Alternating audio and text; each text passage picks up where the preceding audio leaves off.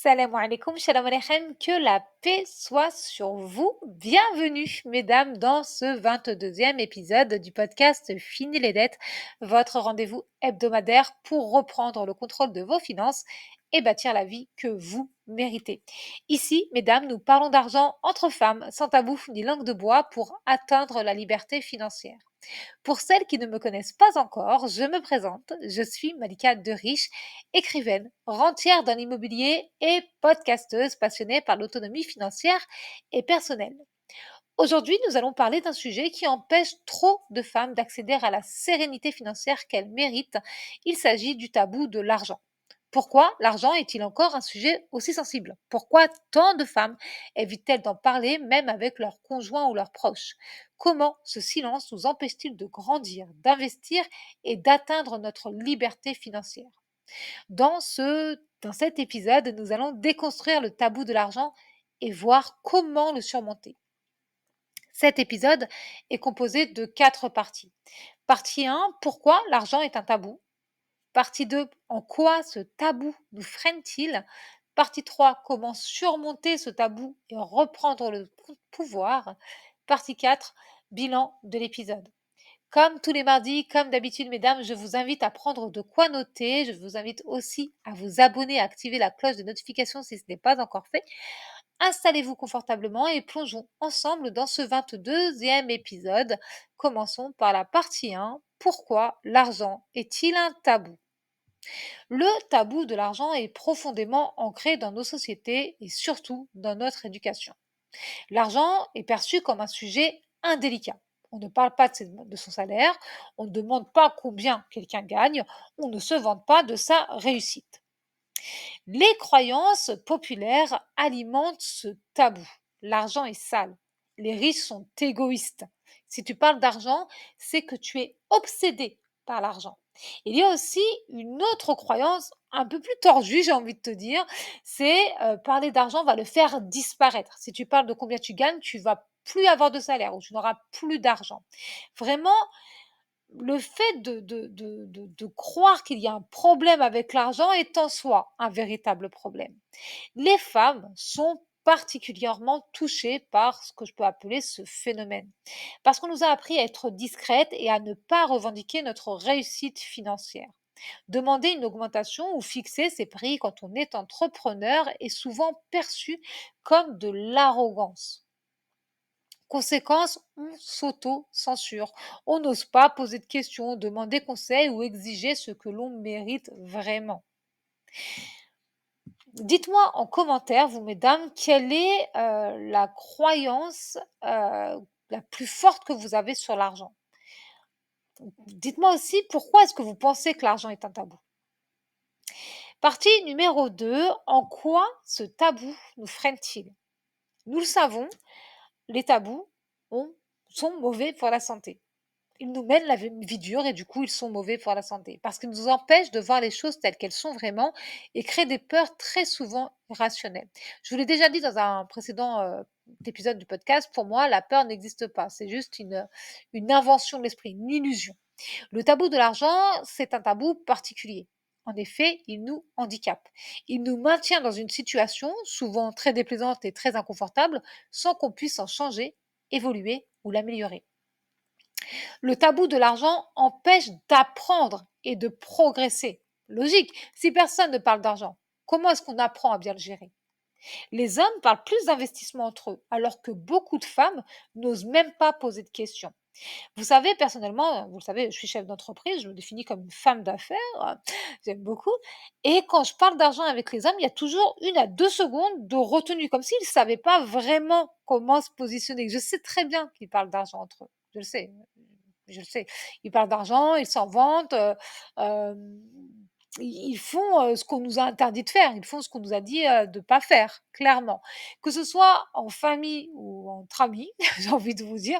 Sincèrement, je crois qu'il y a qu'avec mon mari que je peux parler d'argent, sans qu'il scie, parce que lui, il est habitué, vous me direz. Eh bien, il y a même des hommes qui m'ont dit, presque, perplexes: «Je ne sais pas». C'est-à-dire que j'ai un niveau d'instruction financière plus élevé qu'eux. Le tabou de l'argent nous pousse à l'inaction. Beaucoup de femmes n'osent pas investir, elles n'osent pas négocier leur salaire, ni être fermes sur leurs tarifs en tant qu'entrepreneur. Pourquoi, à votre avis? Eh bien, par peur de déranger, par peur d'être mal vues ou de ne plus être aimées. Soyons honnêtes, mesdames. Attention, j'enlève le pansement. Si votre besoin d'amour est plus important que tout, vous avez un gros problème que vous devez régler en apprenant à vous aimer inconditionnellement. Il y a aussi la peur de mal faire, de se tromper, de commettre une ou plusieurs erreurs coûteuses. Cette peur inutile-là. La peur n'empêche pas le danger. Quand on a peur au point de ne rien faire, c'est qu'on croit devoir être parfaite et qu'on se comporte comme une enfant qui a peur de se faire gronder. Et ça, je vous en parle dans mon livre Fini les dettes. Je vous le dis, hein, vous n'êtes plus une petite fille. Hein. Sérieusement, mesdames, si vous devez vous rendre à un rendez-vous avec des amis, par exemple, et que vous vous trompez de rue, est-ce que vous allez rester dans cette même rue tétanisée parce que vous vous êtes trompé? Est-ce que vous allez regarder autour de vous? «Oh, on va me gronder, il y a quelqu'un qui va se rendre compte que je me suis trompée?» Non, bien sûr que non, n'est-ce pas? Rassurez-moi, vous ne faites pas ça. Quand on se trompe de rue, on rebrousse chemin et on trouve la bonne rue. On demande à notre GPS, on demande à quelqu'un.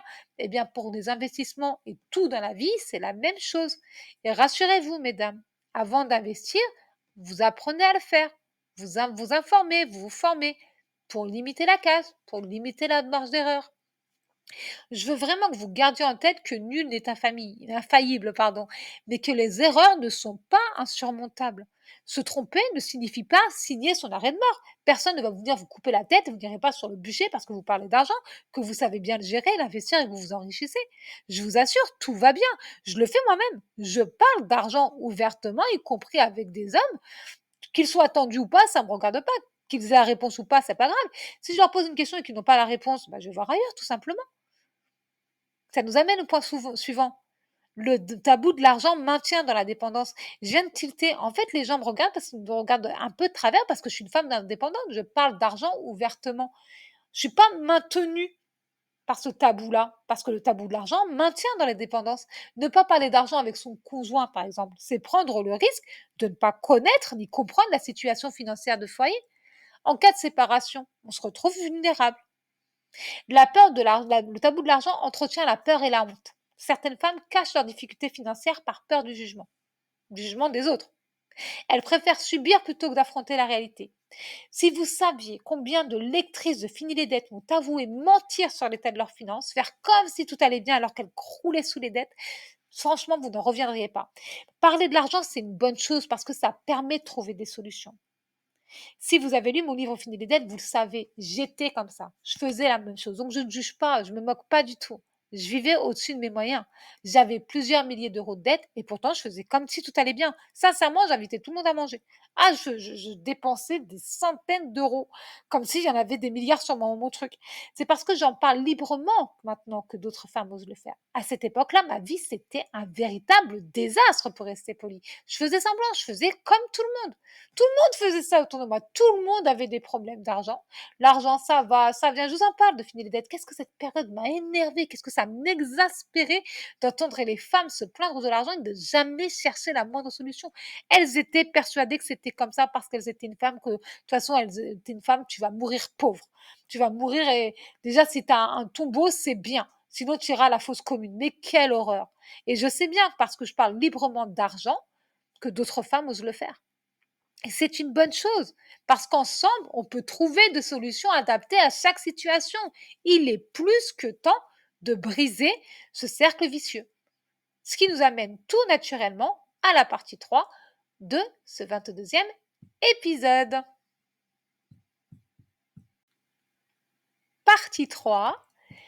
Comment surmonter le tabou de l'argent et reprendre le pouvoir? Dans cette troisième partie, nous allons voir ce qu'il faut faire pour surmonter ce tabou. L'objectif est de prendre ou de reprendre le pouvoir sur l'argent, mais pas seulement. Parce que l'argent, ce n'est que la partie émergée de l'iceberg. L'iceberg étant les choses de la vie. Vous savez, hein, maintenant, tout est lié. Sincèrement, quand on prend en main ses finances, qu'on améliore son rapport à l'argent, cela a un impact sur tous les pans de notre vie. On sort la tête de l'eau, on n'a plus le sentiment de se noyer, on nage sereinement jusqu'au rivage, et là, on se fait la meilleure bronzette du monde. Vous voyez où je veux en venir, mesdames? Pour surmonter le tabou de l'argent et reprendre le pouvoir, il faut changer notre perception de l'argent. J'ai fait tout un épisode à ce sujet, c'est le numéro 2 de ce podcast. Et je vous le dis encore une fois, l'argent est neutre. L'argent n'est ni bien ni mal. L'argent, c'est un outil qui permet de choisir sa vie. Il faut oser en parler librement, sans peur ni honte. Peut-être qu'au début, tu seras un peu en sueur, mais avec la pratique, tu t'y habitueras. Et comme je le disais dans un précédent épisode, souvent ce n'est pas toi le problème. C'est là où les personnes avec qui tu parles d'argent qui ne sont pas à l'aise. Et parfois, contrairement à ce qu'on peut penser, il y a beaucoup d'hommes, qui parlent ouvertement d'argent, qui disent: «Moi, j'ai acheté ça, ça m'a coûté tant», qui font les boss, voilà. Mais en fait et quand tu leur parles d'argent, tu viens là avec ton corps de femme, avec ta tête de femme et tout ce que tu as de féminin et ton statut de femme et tu leur parles d'argent concrètement, que tu me marques, que tu annonces des chiffres, que tu annonces des données, chiffrées, sourcées, hop, ça bégaye. Ils sont pas à l'aise eux non plus, hein. Donc honnêtement, il s'agit de changer d'entourage, d'environnement quand il est question d'argent. En clair, parler d'argent avec les bonnes personnes. Il faut aussi poser des questions. C'est le meilleur moyen d'éviter de se tromper, de faire des erreurs. Poser des questions ne signifie pas que vous êtes bête, ni que vous avez un ou des problèmes de compréhension. Pas du tout, ça signifie pas ça du tout, c'est même tout le contraire. Poser des questions sur l'argent, poser des questions de manière générale, signifie que vous vous y intéressez. Ça signifie que vous prenez vos responsabilités. C'est une grande preuve de maturité. Poser des questions signifie que vous voulez comprendre et apprendre pour progresser, vous améliorer et améliorer votre situation financière. Cela revient à dire que vous vous occupez de vos affaires, de votre vie. Il faut aussi partager vos expériences avec des femmes qui veulent progresser. D'ailleurs, ce podcast est fait pour ça. Vous pouvez vous exprimer librement dans la zone des commentaires. Quelle est la plus grosse croyance ou la plus grande peur que vous avez à propos de l'argent? Par exemple, avant, je croyais que je n'avais pas assez d'argent. Et je vous en parle dans mon livre Au fini les dettes. Moi, je suis très très ouverte sur le sujet. En réalité, j'avais suffisamment d'argent, mais je ne savais pas du tout le gérer. Je ne m'y intéressais pas de peur de devenir une femme vénale. Oui, oui, moi aussi j'ai eu cette peur. Il faut aussi rejoindre des communautés qui parlent d'argent sans tabou. La communauté de Fini les dettes en est une. Ici, on parle d'argent sans tabou ni langue de bois. Je suis certaine que de plus en plus de femmes parlent librement d'argent. Voyez par vous-même. Lancez une conversation à ce propos et discutez avec celles qui sont le plus à l'aise. Il faut s'informer et se former pour briser, en finir avec ce tabou. C'est tellement important. C'est vraiment ce qui fait la différence entre une femme qui galère financièrement et une femme qui profite pleinement de sa vie. Lire des livres sur l'argent, comme Fini les dettes, ou encore des choses à savoir sur la finance islamique. Écouter des podcasts, vous êtes au bon endroit.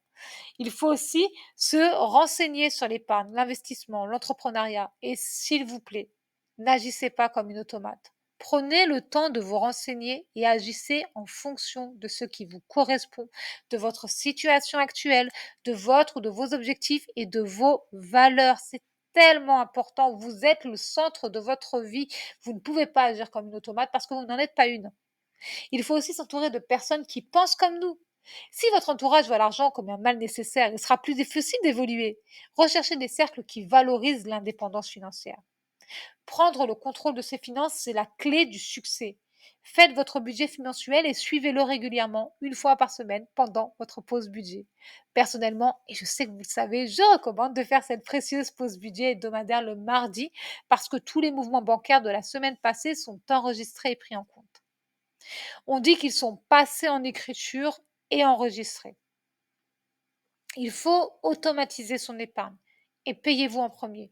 J'ai dédié tout un chapitre dans mon livre Fini les dettes qui s'appelle Payez-vous en premier. Se payer en premier signifie que dès que vous percevez vos revenus, vous en mettez une part, même minime, de côté sur un compte dédié. Cette épargne constitue ou va constituer petit à petit votre épargne de sécurité. Il est important d'investir quand vous avez les moyens de le faire, toujours en fonction de votre objectif principal, de vos valeurs et de votre budget réel.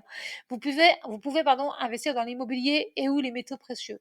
Pour moi, l'immobilier et les métaux précieux, ce sont les deux piliers de l'investissement qui traversent les crises et correspondent à mes valeurs, car ils sont tangibles. On peut les toucher, on peut les manipuler, ils sont réels. Concernant les différents investissements, vous pouvez en apprendre davantage dans mon e-book 10 choses à savoir sur la finance islamique. Le lien se trouvera dans la barre d'infos. C'est important de ne plus subir l'argent, mais l'utiliser à votre avantage. L'argent est un outil qui doit servir votre cause.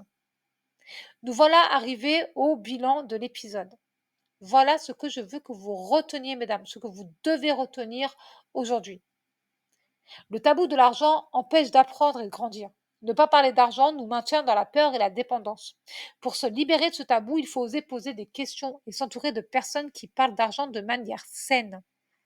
Gérer son argent, ce n'est pas seulement une question de chiffres, c'est une question de liberté et de pouvoir. C'est important. Mesdames, sincèrement, vous devez oser parler d'argent. D'ailleurs, voici votre défi de la semaine. Parlez d'argent au moins une fois avec une amie, votre conjoint ou même dans un groupe. Juste une conversation pour commencer à briser ce tabou. Ça peut être par exemple, je sais pas, regardez votre paire de chaussures et dites combien est-ce que vous l'avez, acheté. Ou bien, dites que je sais pas moi, je rêve d'acheter un appart dans le 5e arrondissement de Paris, près de la grande mosquée de Paris. J'allais me renseigner sur les prix, on pourra en parler. Voilà, c'est ça, vous lancez un sujet, peu importe, sur quoi, mais qui a un lien avec l'argent et voyez comment ça se passe. Et c'est comme ça que vous créerez un entourage qui a, les mêmes ambitions financières, que vous. Cet épisode touche à sa fin, mesdames. J'ai été ravie de l'enregistrer pour vous. Je vous remercie du fond du cœur d'avoir été avec moi aujourd'hui. Je vous remercie d'être toujours de plus en plus nombreuses. Je vous remercie pour vos commentaires, votre soutien, votre bienveillance. Et je vous remercie d'être de plus en plus nombreuses à nous rejoindre ici le mardi à 14h. Si cet épisode vous a inspiré, motivé, aidé, pensez à le partager à au moins une femme de votre entourage et à laisser un commentaire, c'est important. Je suis certaine qu'elle vous remerciera et moi aussi parce que ça me permet de gagner en visibilité et de faire mieux connaître mon travail. Surtout, mesdames, découvrez mon livre Fini les dettes si ce n'est pas encore fait, le meilleur livre de la francophonie pour poser les bases de votre liberté financière. Vous trouverez le lien en description. Si ce n'est pas encore fait, pensez à vous abonner et à activer la cloche des notifications pour ne plus jamais rien rater et être tenu informé dès que je publie un nouveau contenu sur cette chaîne. Dans le prochain épisode, nous parlerons d'un sujet fondamental, se construire un budget solide pour ne plus jamais craindre les imprévus. C'est un sujet de la plus haute importance, surtout si tu n'as jamais appris à bien le faire, que tu en as marre des galères financières. On se retrouve donc mardi prochain, ici même à 14h.